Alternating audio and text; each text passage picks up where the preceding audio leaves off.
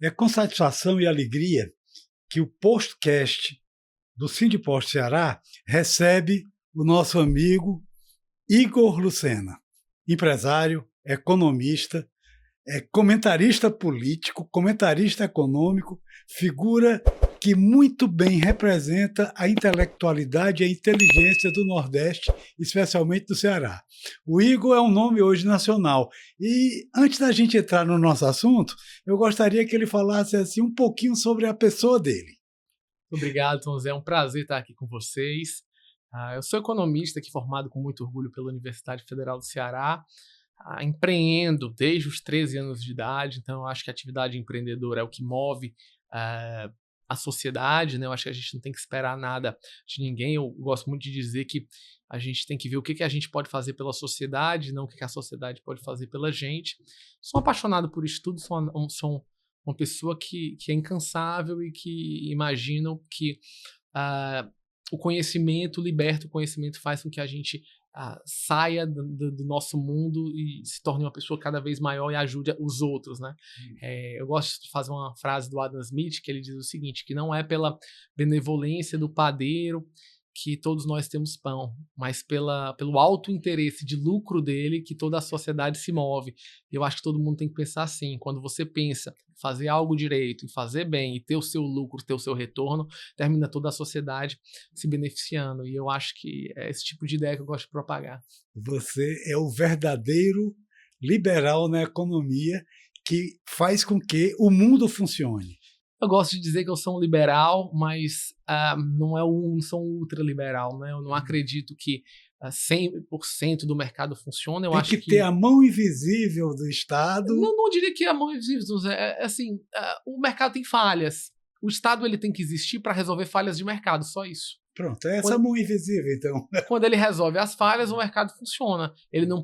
A mão não pode ser grande demais nem pequena demais. Só para satisfazer o pessoal que fica curioso, Igor, diz, tu tem formação em economia, trabalha no mercado internacional, você deve ter pós-graduação. Eu sei, eu tenho formação, como eu disse, eu sou formado em economia pela Universidade Federal do Ceará, tenho meu mestrado também pela Universidade Federal do Ceará, do CAEM, na área de economia de empresas, tenho pós-graduação na área de mercado financeiro pela Sampo. Tive algumas passagens pela Escola Europeia de Management and Technology de Berlim e pela London School of Economics e meu doutorado na área de Relações Internacionais aplicadas à Geoeconomia pela Universidade de Lisboa.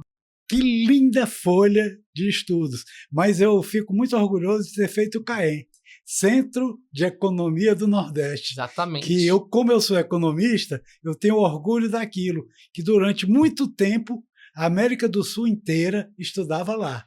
E é o grande centro de formação de economistas do nosso estado e do Nordeste. As grandes mentes hoje que estão no Brasil inteiro, que saíram do Ceará e saíram do Nordeste, saíram do CAEM. Muito bacana. E havia também um peso muito grande do ETN do Banco do Nordeste. Isso é história, né? Isso é história. Ainda o Banco do Nordeste tem uma participação muito grande e uma parceria conjunta. Muito bacana. Bom, mas a gente veio falar de petróleo. Embora a cabeça do Igor, o que você perguntar, ele vai nos atender aqui. Eu acho que vai ficar bem ruim para ele falar só de um assunto, porque ele gosta de tudo, né? Ele mesmo disse que é um estudioso que gosta de tudo mesmo. Mas o nosso assunto é petróleo. Então, a minha pergunta inicial, e aí? Como é que vai ficar o mercado com essa guerra do Irã? A guerra do Irã é extremamente complexa, mas se a gente está falando a preço de hoje, né, e os nossos telespectadores vão assistir, provavelmente vai estar em um outro momento. Mas o ponto principal é esse, né? O petróleo, ele é eu gosto de dizer que é uma causa que ocorreu. O objetivo da guerra não é petróleo. Tá?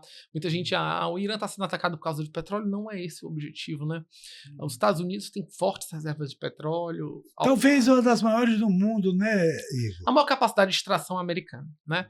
As maiores reservas a gente tem na Venezuela, Arábia Saudita e no Irã. Então, uma coisa é você ter reservas nesses 3 países que são as maiores, a outra é a capacidade de exploração. né, que aí você vê Estados Unidos muito maior do que os iranianos. Agora, o conflito dentro do Oriente Médio, ele trouxe uma vítima, né? A vítima é o próprio petróleo, né? O fato de que o presidente Trump tem um objetivo, e quando a gente olha o filme, o objetivo é eliminar os inimigos dos Estados Unidos, né? A gente viu isso na Venezuela, hoje, agora já está sendo reaberta comunicações da Venezuela com os Estados Unidos, com a Delcy Rodrigues, que é agora uma líder venezuelana a favor dos Estados Unidos. Por incrível que pareça. Isso. Cuba, sem energia e sem petróleo, está desaparecendo, vai terminar fazendo um acordo com os Estados Unidos. A faixa de Gaza foi destruída, o Hamas não tem mais controle, e quem é o próximo inimigo que os Estados Unidos via era o próprio Irã.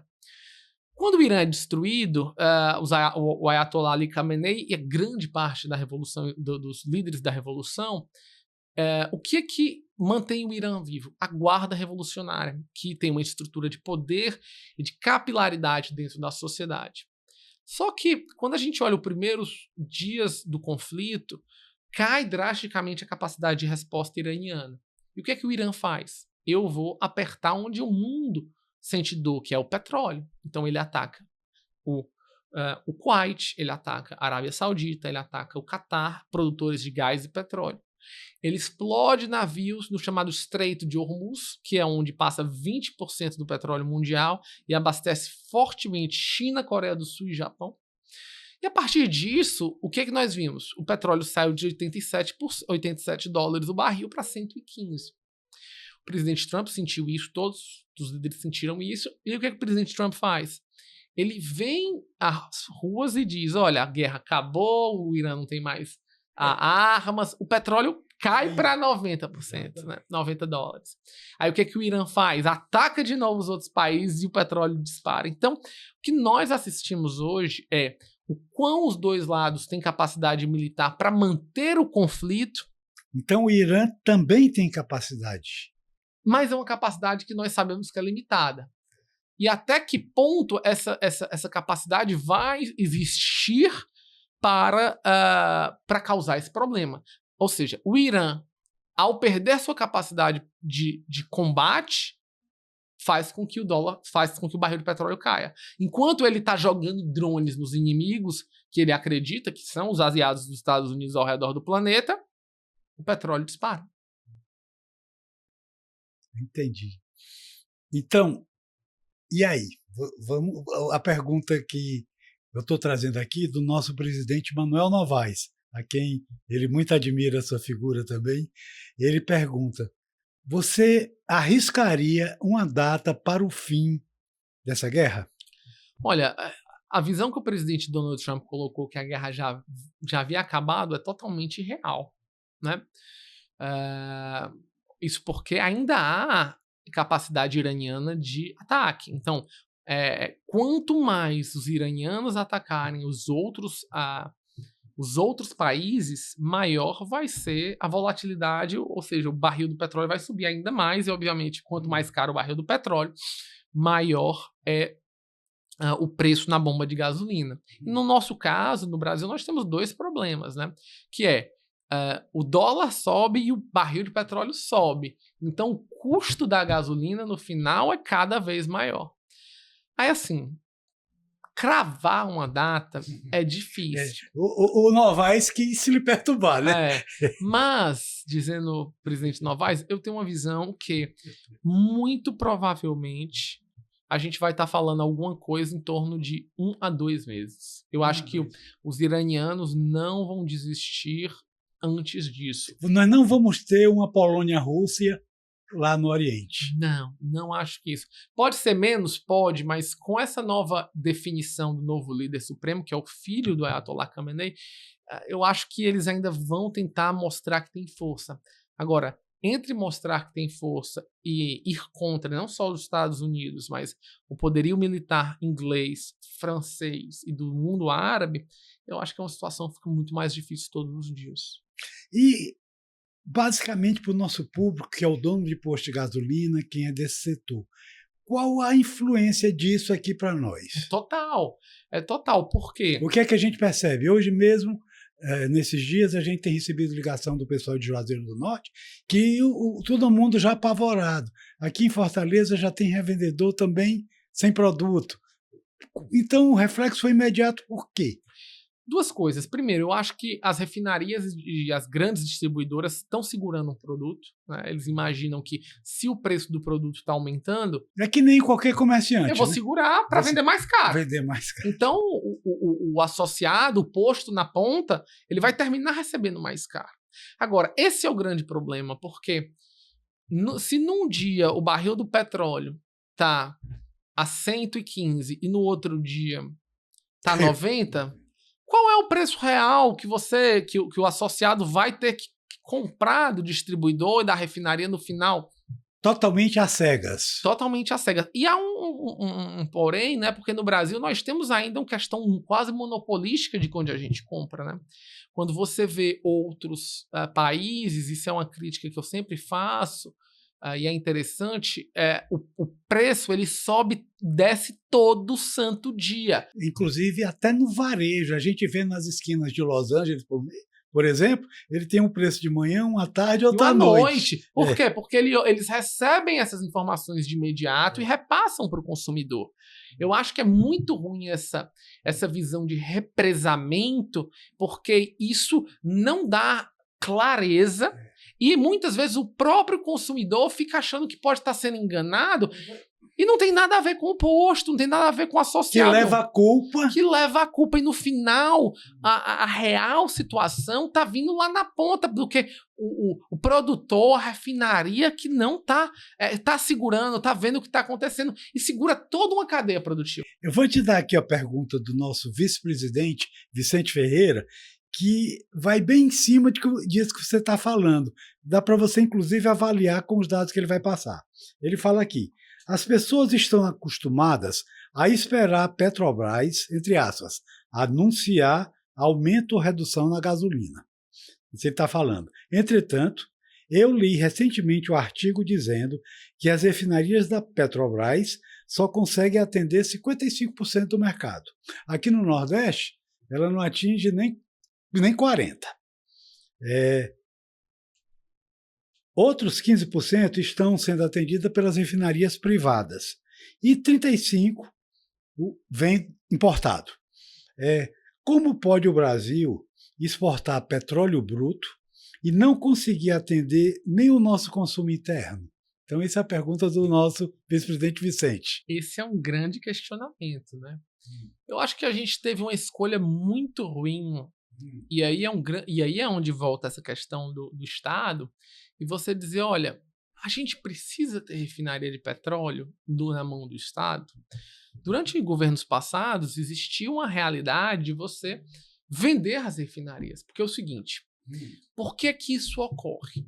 Ocorre porque nós não temos refinarias suficientes para pegar o nosso petróleo bruto e transformar em gasolina, diesel, etc. Aí você me pergunta, Tom Zé, por que a gente não tem? Por um motivo muito simples.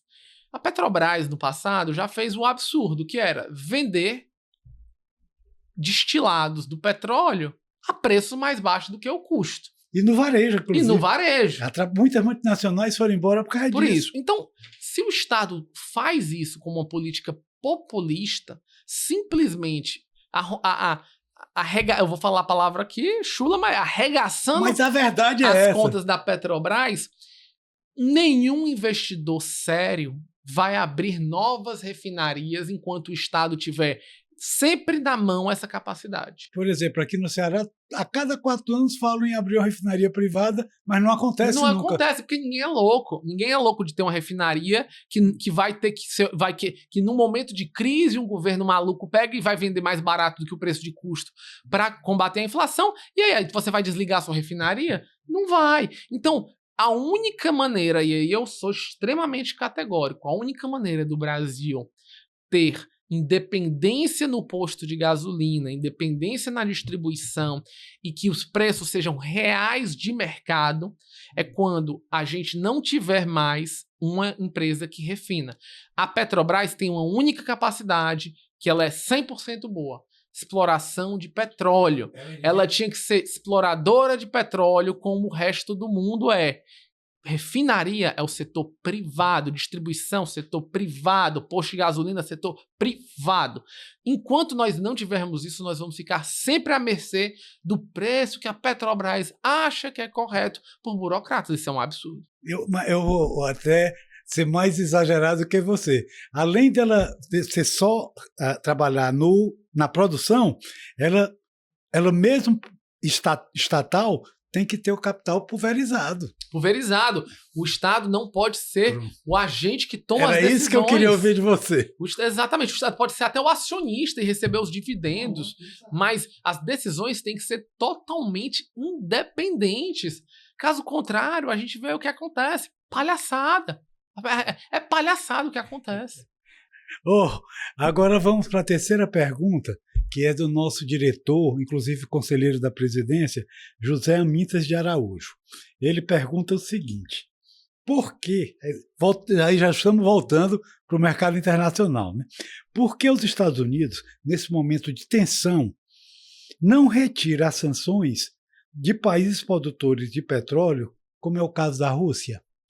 Olha, ele está tentando tirar, agora o presidente Trump está fazendo uma negociação para que tire essas sanções, e aí você coloca mais petróleo no mercado. Então, se você pega oferta e demanda, quanto mais oferta tem de barris de petróleo, mais o preço tende a baixar.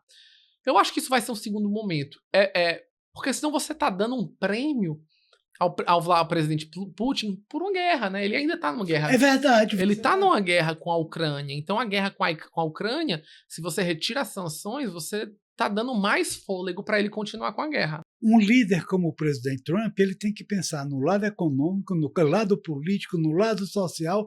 São diversos fatores, você concorda? Exatamente, Tom Zé. E o ponto principal é que os países têm uma arma que podem utilizar como isso, que são as reservas estratégicas de petróleo.